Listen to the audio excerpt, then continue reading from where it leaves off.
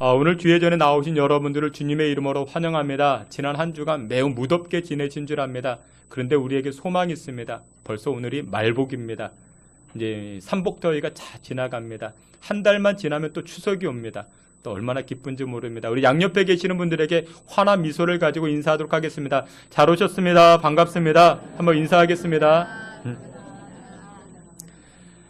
신앙생활을 시작함이 있어가지고 또 신앙생활을 오래 하면 가장 큰 오해가 무엇이냐? 모든 것이 평탄해져야 축복받은 것이라 그런 오해가 있습니다. 그러니까 이와 같은 오해는 인간의 본능이 아니겠는가? 어떤 누구든지 평탄해야 축복이라 생각하는 것, 사람들은 대부분 그렇게 생각을 합니다. 보통 사람들, 그리고 또 교회 밖에 있는 사람들, 교회 안에 있는 사람들 역시도 항상 추구하는 것이 무엇이냐? 평탄함을 추구합니다. 그러니까 평안한 것, 편한 것을 추구합니다. 집을 이사 갈 때, 음식을 먹을 때, 여러 가지가 항상 기준이 평탄함입니다. 그러니까 평탄한 인생을 살고자 노력을 합니다. 근데 성경에서 강조하는 인생이라는 것이 무엇이냐? 평탄함을 추구하는 인생이 아니라 하나님의 뜻, 그리고 하나님의 계획을 이루어가는 인생, 그렇게 살아가라. 성경은 그렇게 말씀합니다. 여러분들 예수님의 삶을 추적해 보세요. 예수님의 삶이 평탄한 삶이었습니까? 아니었죠. 바리새인들이 계속해서 공격하고 제자들이 배신하고 잠잘 곳도 없었죠. 음식도 끼니를 거를 때가 얼마나 많았는지 모릅니다. 심지어 그 고통의 십자가까지 나아가십니다.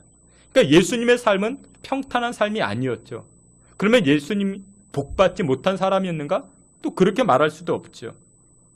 여러분들 우리 신앙의 대가들, 그러니까 믿음의 사람들은요, 하나님 앞에 존귀하게 쓰임받은 사람들은 평탄한 삶을 살지 않았습니다. 하지만 하나님은 그런 인생들을 통해서 하나님의 놀라운 역사를 이루어가기 시작합니다. 우리가 요청하고 우리가 기대하는 평탄한 길과는 멀었고 오히려 광야길이었지만 그 모습을 통해서 하나님은 하나님의 놀라운 일들을 이루어가기 시작하더라는 것입니다. 오늘 우리가 함께 보았던 히브리서 11장 이 본문의 말씀에서도 평탄하지는 않았지만 복된 인생을 살아갔던 한 사람이 등장합니다. 바로 모세라는 사람입니다. 여러분들 이 모세의 인생이 어떻게 시작됐는지 아십니까? 우리 오늘 본문 23절에 보게 되면은 이 모세의 출생에 관해서 이렇게 말씀합니다. 우리 앞에 있는 말씀, 성경 말씀 다 함께 보시겠습니다. 믿음으로 모세가 낳았을 때에 그 부모가 무서워하지 아니하였으며 아멘. 여러분들 이 모세가 낳았을 때, 이 모세가 태어났을 때 모세는 노예의 아들로 태어납니다. 그러니까 이스라엘 백성들이 애굽으로 끌려가서 애굽으로 가서 그곳에서 노예 생활하죠. 그곳에서 태어났던 아들이 바로 이 모세입니다. 그러니까 노예의 아들입니다. 노예의 아들로 태어난 것, 여러분들 벌써 출생부터가 평탄치가 않았죠. 그리고 자기가 태어나자마자 이 애굽의 정책이 무엇이냐? 노예들의 숫자가 증가하자 이 애굽의 정책이 인구 억제 정책을 씁니다. 그래서 건장한 사나이 아이가 태어나면 다 죽입니다. 그래서 이 모세가 죽어야 됩니다. 태어나자마자 죽어야 됩니다. 여러분들 그의 인생이 평탄치가 않았죠. 이 모세의 어머니 요게벳이 자기 아들을 죽일 수 없잖아요. 그래서 이 갈대 상자를 만들어 가지고 이 모세를 그 안에 담아 가지고 나일강에 띄워 보냅니다. 나일강에.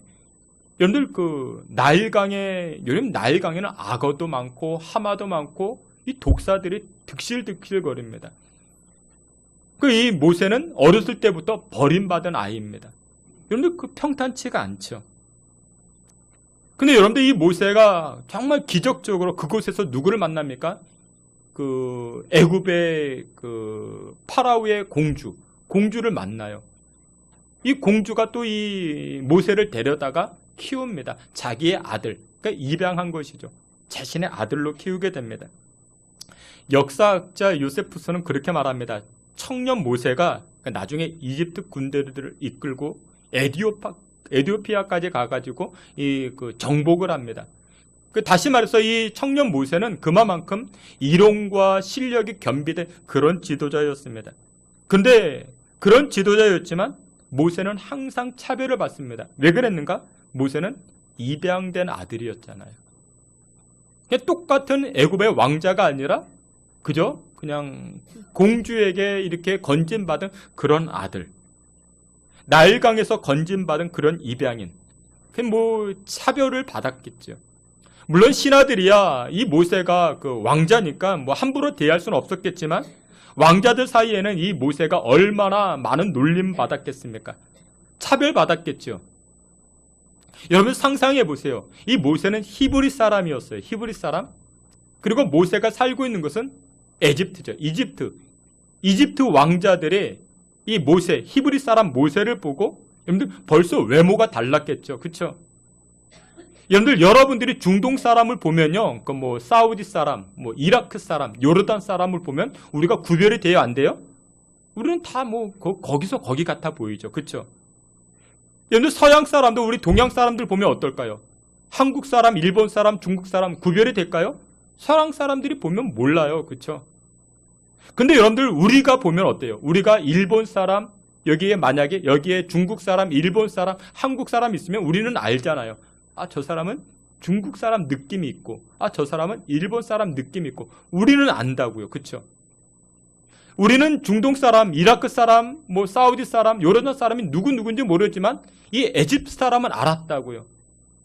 모세는 히브리 사람이었다고요. 똑같이 자라났지만 벌써 외모가 달랐죠. 거기에서부터 분명한 차별이 있었습니다. 그래서 이 모세의 삶은요, 평탄치가 않았어요. 여러분들 우리는요, 대부분의 사람들은 무엇을 추구하냐면 평탄함을 추구합니다. 여러분들은 평탄함을 추구해요. 여러분들 이사를 가셨어요. 이사를 가셔가지고 뭐 이렇게 교회를 택해요. 교회를 택하실 때, 교회를 선정할 때 그 기준이 무엇인지 아십니까? 평탄함이에요. 내가 얼마만큼 편안하게 예배를 드릴 수 있을까? 그것을 선택합니다. 여러분들이 이사를 갔어요. 무엇을 선택할 때 기준이 항상 평탄함입니다. 여러분 직장도요, 우리가 선택하는 기준은 평탄함입니다. 그러니까 많은 사람들의 기준이 바로 이 평탄함입니다. 평탄함을 위해서 사람들은 애를 씁니다. 권력을 갖는 이유가 남들보다 조금 더 평탄하게 살고자, 그래서 권력을 쟁취하려고 하죠. 하지만 오늘 본문의 삶, 이 모세의 삶은요, 성경에서 말하는 인생, 성경에서 말하는 인생을 살게 되는데 그것은 평탄함을 쫓아가는 인생이 아니라 하나님의 계획을 이루어가는 삶으로 달라지기 시작합니다. 여러분들 이 모세의 인생을 통해서 오늘을 살고 있는 우리 신앙인들, 우리 예수 믿는 사람들이 어떤 인생을 살아가야 할 것인가를 우리가 오늘 말씀을 통해서 살필 수 있는, 또한 은혜를 나눌 수 있는 저와 여러분들이 되시길 바랍니다. 오늘 이 모세의 삶을 통해서 이 모세가요, 3가지 거절을 하거든요. 3번의 거절을 합니다. 그 모습이 오늘날 우리 신앙의 모습이어야 할 것인데, 첫 번째, 이 모세의 거절. 첫 번째는 가짜 정체성에 관한 거절을 하게 됩니다. 오늘 본문 말씀 우리 함께 보겠습니다. 히브리서 11장 24절, 우리 앞에 있는 말씀 히브리서 11장 24절 우리 다 함께 보겠습니다. 믿음으로 모세는 장성하여 바로의 공주의 아들이라 칭함받기를 거절하고, 아멘. 여러분들 첫 번째 이 모세가 거절했대요. 근데 무슨 거절이에요?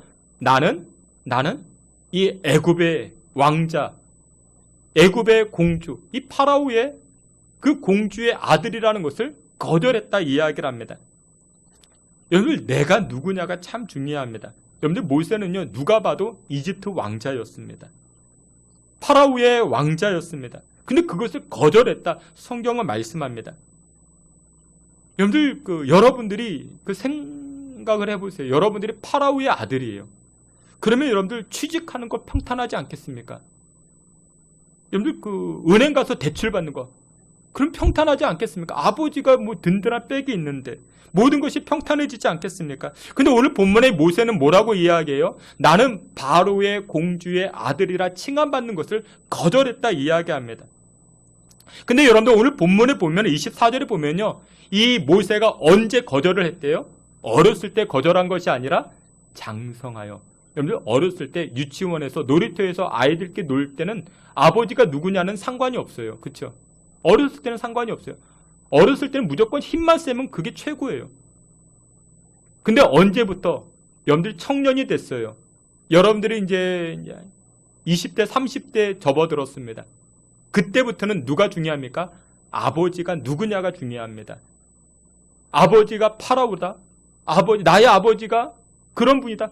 그러면 여러분들 직장문이 여러분들 그러면 벌써 그 인생이 달라지는 거예요. 근데 모세는 뭐라고 이야기해요? 자기가 장성하여 바로의 공주의 아들이 되었다라는 것을 거절했다. 장성했을 때 거절했다 이야기를 합니다. 여러분들 노래에서도 그런 노래 있죠. 나 이런 사람이야. 나 이런 사람이야. 여러분들 많은 사람들은요. 나 이런 사람이야 라는 것을 어떻게 표현합니까? 많은 사람들은요. 자기 직장 가지고 나 이런 사람이야 표현합니다. 나 어느 회사의 대표야. 당신 누굽니까? 나는 저 타워팰리스에 살고 있습니다. 당신 누굽니까? 나는 어디 대학을 나온 사람입니다. 그것으로 자기 정체성을 말씀하려는 분들이 참 많이 있습니다. 근데 여러분들 곰곰이 생각해 보세요. 여러분들 누굽니까? 여러분들은 뭐예요? 그런 것들은 다 가짜 정체성이에요. 나 70평 아파트에 삽니다. 그게 나의 정체성인가요? 나 어디 대학을 나왔습니다. 그게 나의 정체성인가요? 어떤 사람이 돈을 많이 벌었대요. 돈을 많이 벌었대요. 그분이 그렇게 말해요. 때를 잘 만나가지고 돈을 많이 벌었대요. 여러분들 우리의 오해 가운데 한 가지가 뭐냐면 부자면은 인격도 부자라고 생각합니다. 성품도 부자라고 아니에요. 그게 아닙니다. 남들보다 많이 소유했다라는 것은 그만큼의 은사가 많다라는 것이지 부자가 그 사람의 인격도 부자고 성품도 부자고 여러분들 신앙하고는 전혀 상관이 없습니다. 여러분들 가령 예를 들어서 조수미 씨가 애국가를 잘 불러요. 애국가를 잘 부릅니다. 애국가를 잘 부른다고 애국심이 좋을까요? 그것 갖고는 여러분들 별개라는 거죠. 여러분들 학위가 많아요. 석사, 박사, 학위가 얼마나 많은지 모릅니다. 박사라고 성품이 좋을까요? 아니에요. 아닙니다. 어느 아파트에 산다고 어느 학위가 있다고 그것이 그 사람의 정체성이 될 수 있는가? 그렇지 않다라는 것이죠. 여러분들 정체성이라는 것은 내가 어디 속해져 있느냐가 여기에서 결정이 됩니다. 여러분들 오늘 본문에 보게 되면은 순탄치 않았던 모세. 이 모세가 제일 먼저 해야 될 작업이 무엇이냐? 자기의 정체성을 발견하는 것입니다. 나는 바로의 공주의 아들이라는 것을 나는 거절했다. 이 가짜 정체성을 부인합니다. 그리고서는 자기의 정체성을 발견합니다. 그게 무엇이냐면 여러분들 출애굽기 3장 5절에 이런 말씀이 등장합니다. 출애굽기 3장 5절 우리 앞에 있는 말씀 우리 다 함께 보겠습니다. 하나님이 이르시되 이리로 가까이 오지 말라. 내가 선 곳은 거룩한 땅이니 내 발에서 신을 벗으라. 아멘. 모세는요 120년을 살아요. 40년 동안 왕궁에서 살다가 그리고 나서 이 미디안 광야로 도망칩니다. 살인사건으로 도망치죠. 그리고 80세에 하나님의 부름을 받게 됩니다. 하나님께서 이 모세를 80살에 부르실 때에 이 모세에게 처음 하신 말씀이 뭐냐면 야 모세야 너 신발 벗어. 신발 벗어 그렇게 말씀합니다.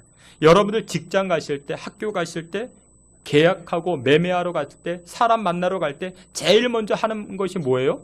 여러분들 제일 먼저 하는 게 신발 신어야 되죠. 그렇죠? 신발 신으면 뭔가를 하겠다라는 거예요. 그런데 출애굽기 3장 5절에서 여호와께서는 이 모세에게 뭐라고 말씀하세요? 야, 너 신발 벗어. 너 신발 벗어. 그 얘기는 무엇이냐면 야, 이 일은 네가 하는 게 아니야. 이 일은 내가 하는 거야. 너 지금까지 네가 일하려고 살아왔지? 아니야. 이제부터는 일은 내가 하는 거야. 그러니 나를 믿어야 돼. 하나님 그 말씀하시는 것입니다. 그래서 모세가 거기에서 자신의 정체성을 발견합니다. 나는 누구에게 속해진 사람이다? 나는 하나님께 속해진 사람이다. 일은 내가 하는 게 아니라 하나님께 한다. 하나님께서 하신다라는 이 정체성을 발견하게 됩니다. 그래서 여러분들 우리는 그저 하나님 말씀 앞에 순종하는 거예요. 순종. 요한복음 1장 12절에 그런 말씀이 있습니다. 영접하는 자 곧 그 이름을 믿는 자들에게는 하나님의 자녀가 되는 권세를 주셨으니. 여러분들에게 묻습니다. 여러분들 저를 한번 보시고요. 여러분들에게 물어볼게요. 여러분들 동의하시는 분들만 아멘을 보세요. 여러분들 예수님을 나의 구주로 영접하셨습니까? 다시 한번 물어볼게요. 여러분들 예수 그리스도를 나의 구주로 영접하셨습니까? 그러면 여러분들은 하나님의 자녀가 된 줄 믿으시길 바랍니다. 근데 이 자녀들에게는요, 권세가 있대요. 권세. 여러분들의 자녀가 여행을 가려고 해요. 그럼 부모님은 어떻게 해요? 부모님은 짐을 챙겨주고 용돈을 쥐어주고 라이딩까지 해주고 또 공항 오면 또 픽업해주고, 그게 자녀의 권세이죠. 그 부모님들이 해줘요. 그렇죠? 근데 우리는 하나님의 자녀라는 그 자부심, 그 프라이드가 없습니다. 그 삼성그룹의 그 이건희 회장이 있잖아요. 그렇죠? 여러분들 이건희 회장에게는요, 그 이제 자녀들이 셋이 있습니다. 이재용, 이부진, 이서연. 우린 모르죠. 뭐 만난 적도 없고. 근데 만약에 예를 들어서요, 이 세 명 중 한 사람이 만약에 우리 교회를 찾아봤어요. 예배 드리려고 왔어요. 그러니까 실제로 보면 우리 잘 모르잖아요. 그렇죠? 뭐 만난 적이 뭐니까. 그럼 처음 왔으면 어떻게 하겠어요? 우리 뭐 안내 서시는 우리 정혜명 권사님이 이름이 뭡니까? 그럼 물어보겠죠. 예, 이부진입니다. 나이가 어떻게 됩니까? 예, 70년생입니다. 아, 그러면 40대 후반이니까 이여전도에 가입하시면 되겠네요. 뭐 그렇게 하겠죠. 아, 근데 어디서 많이 봤는데 아버지가 혹시, 예, 맞습니다. 이건희 회장입니다. 아, 예. 그러면 깜짝 놀라겠죠. 예. 그러면서 여기저기서 이제 수근수근 거리겠죠. 뭐 이제 찬양되면 찬양이 안 될 거예요. 이부진이 왔나 어딨냐 뭐 그러면서 성경은 안 보고 뭐 그 이부진만 보려고. 예배 끝나고 집으로 돌아갔어요. 집으로 돌아가서 어떻게 할까요? 친구들에게 얘기하겠지. 야, 나 이부진 봤어. 그 사람이 우리 교회로 왔다. 야, 키는 얼마나, 야, 진짜 보니까 이쁘긴 이쁘더라. 뭐 그러지 않겠습니까? 아버지가 이건희 회장이야. 막 흥분하면서 막 뭐 그렇게 이야기하지 않겠습니까? 근데 여러분들 그것보다도 더 감격스러운 일이 있어요. 그게 뭔지 아십니까? 여러분 옆 사람을 한번 보세요. 여러분들 옆에 앉아 계신 분이 누구 자녀예요? 하나님의 자녀예요. 하나님의 자녀. 근데 우리는 그것 가지고 흥분 안 하죠. 그것 가지고 우리는 감격, 아니 왜 이렇게 날도 더운데 바로 내 옆에 앉아가지고 째려나 보지 뭐. 하나님의 자녀가 내 옆에 앉아 있다고요. 얼마나 감격스러운 이야기인지 몰라요. 여러분들 우리 옆 사람에게 한번 인사하도록 하겠습니다. 옆에 앉아 주어서 감사합니다. 우리 한번 인사하겠습니다. 예.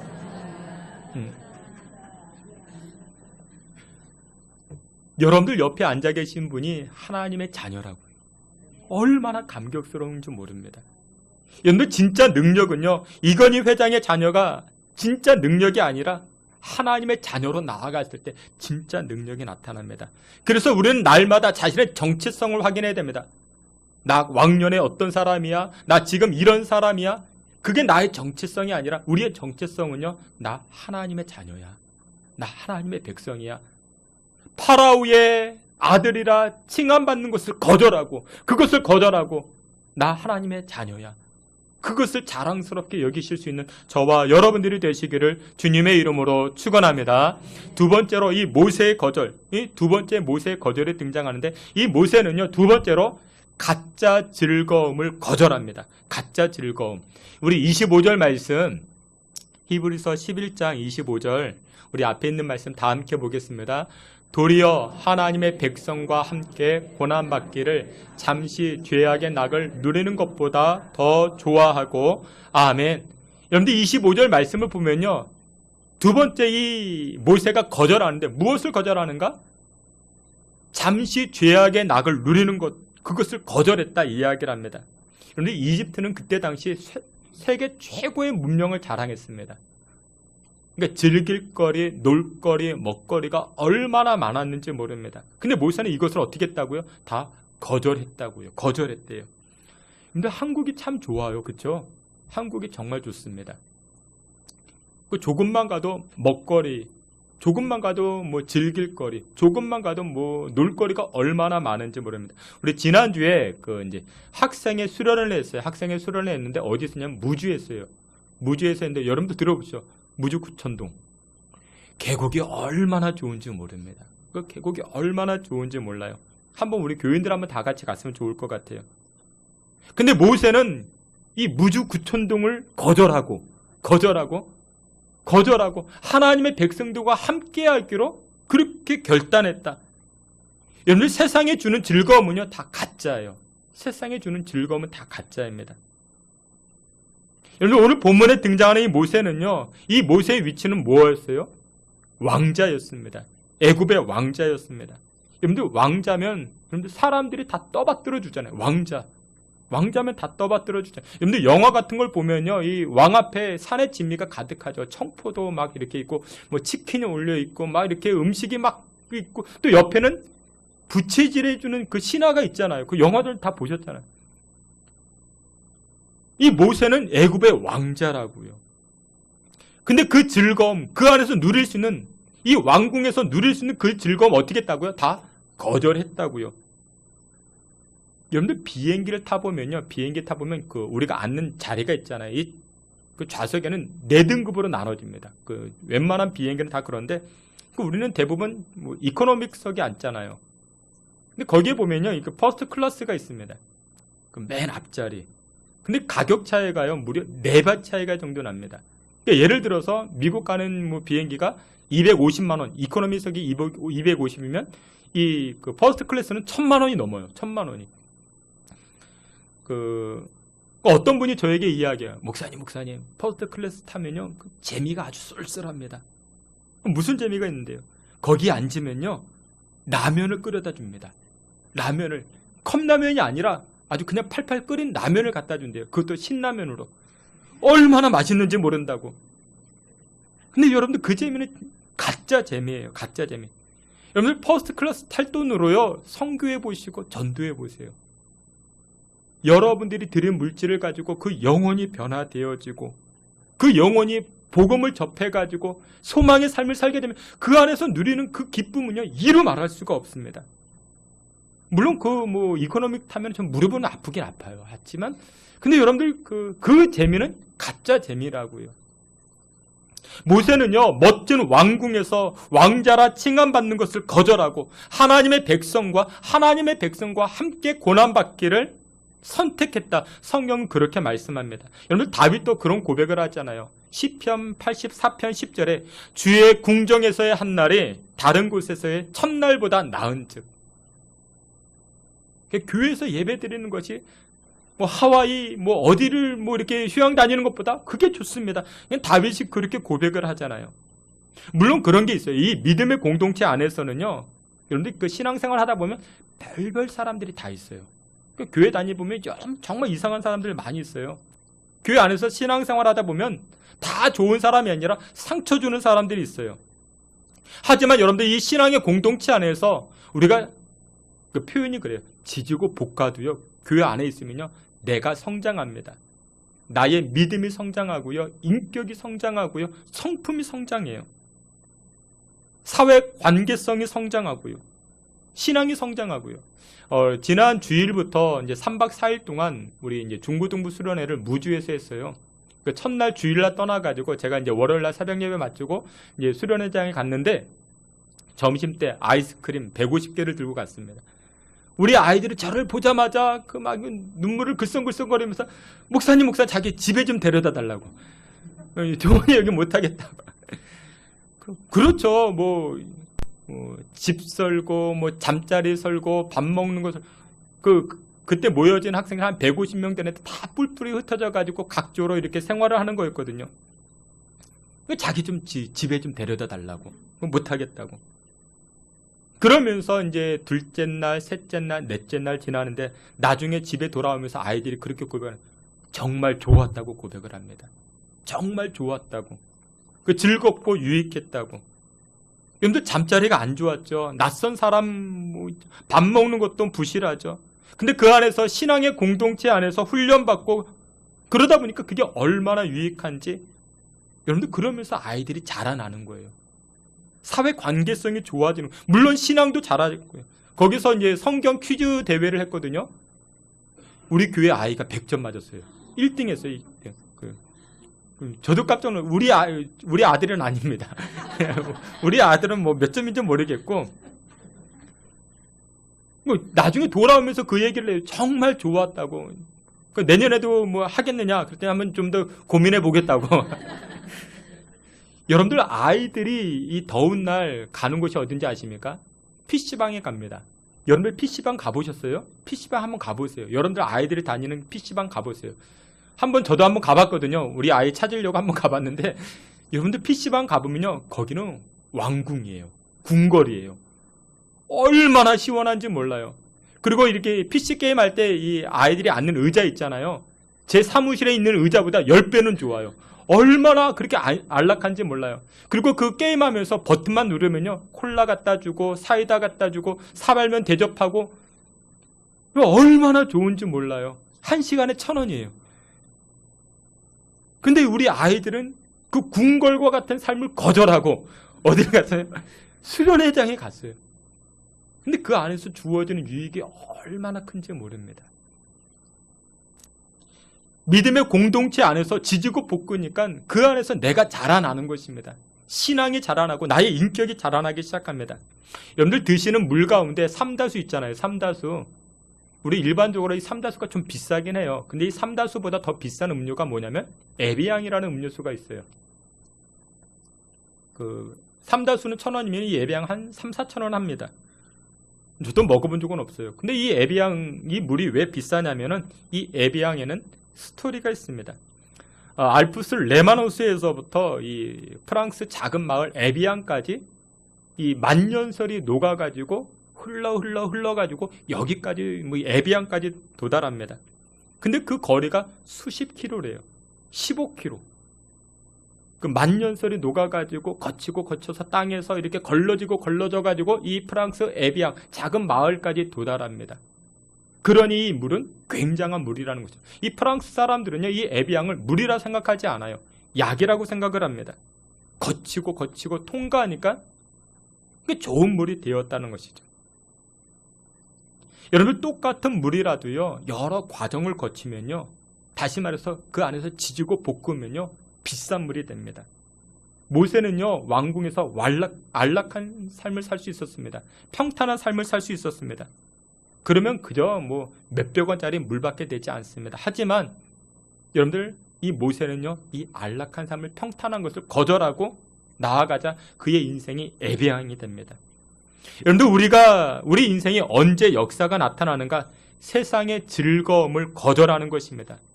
세상의 안락함을 거절하고 나에게 주어진 십자가, 나에게 주신 그 사명, 믿음의 공동체 안으로 들어갈 때 그때 역사가 나타나기 시작합니다.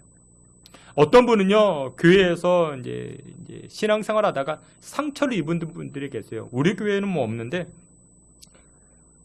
목사님에게 상처를 받고 장로님에게 상처받고 권사님에게 상처 받아가지고 예배는 안 드릴 수는 없고, 그 예배는 드리지만 교제를 안 하는 거예요. 전도회 가입도 안 하고 뭐 봉사도 안 하는 것입니다. 그럼 편할 수는 있어요. 근데 여러분들, 그러면 역사가 안 나타나요. 하나님의 역사가 나타나지 않습니다. 모세는 하나님과 함께 고난받는 것을 선택했다라고 고백을 합니다. 주께서 사랑하시는 귀한 성도 여러분들, 세상의 가짜 즐거움, 세상의 가짜 그 안락함을 거절하여 천국의 기쁨을 누리며 살아가시는 저와 여러분들이 다 되시기를 주의 이름으로 축원합니다. 마지막 세 번째로, 이 모세는요, 세상의 가짜 성공을 거절합니다. 우리 앞에 있는 말씀, 히브리서 11장 26절, 우리 앞에 있는 말씀 다 함께 보겠습니다. 그리스도를 위하여 받는 수모를 이는 상 주심을 바라봄이라. 아멘. 모세가 세 번째 거절한 것이 무엇이냐? 애굽의 모든 보화를 거절했다고 합니다. 애굽의 모든 보화를 거절했다. 여러분들, 모세가 참 근사하지 않습니까? 여러분들, 믿음의 수준도요, 여기까지 자라가야 됩니다. 애굽의 모든 보화를 거절할 줄 아는 그 믿음. 애굽의 모든 보화에게 마음 빼앗기지 아니하고 예수님 일하다가 수모당하는 것, 고난당하는 것, 그것을 더 기쁘게 여겼다 이야기합니다. 근데 우리는 어때요? 우리는 신앙생활 잘하다가도